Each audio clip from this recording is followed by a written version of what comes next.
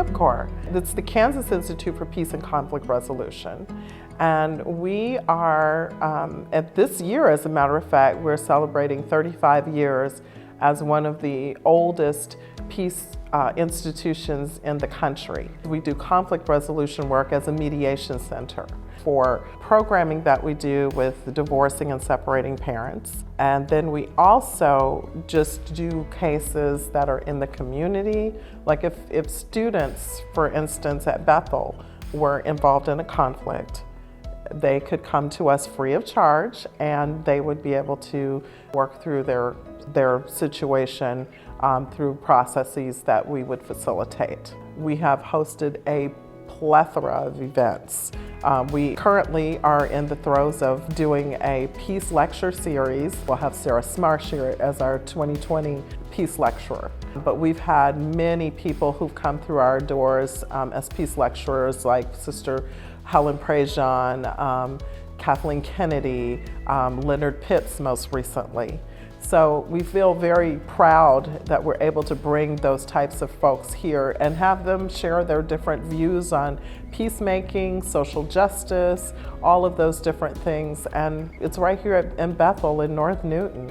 We offer a large offering of classes that teach people everything from facilitation to mediation, different versions of mediation, and managing different types of conflict from just two people to large groups. Kipcor has been a place where we have trained educators in restorative practices. Restorative justice is one of the ways that people manage conflict in very holistic ways. It's a way that people can look at how to repair the harm in a lot of different settings where we're looking at who those people are in terms of the people who might have been harmed.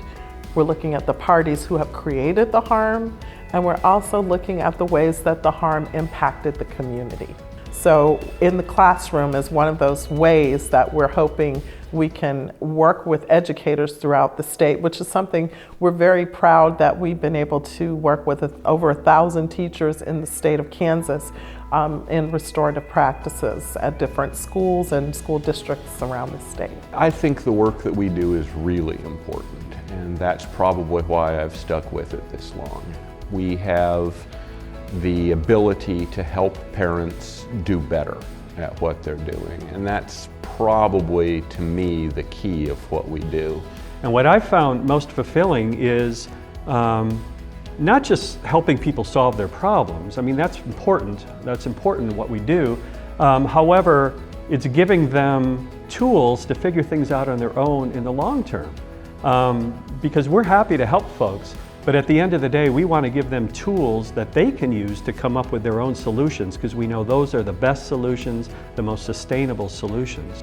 Going to court and fighting things out is never the best option. So if we can give people alternatives to that, that again create a safe environment for them to work things out themselves, I think giving them those alternatives, and we really do, it sounds corny, but I think we do really transform lives in the process because of that.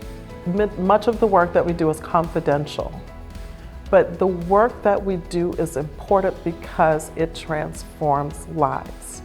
We are not the first responders like firemen or like police officers, but I do consider us to be some of the most important responders, because when conflict happens in society, we don't really know what people do with that when it's just not dealt with. We just see the effects of it when someone acts out in horrible ways in society. But if we can give people tools, if we can help them to understand the importance of why these types of skills are important, then I feel like we've done a good job.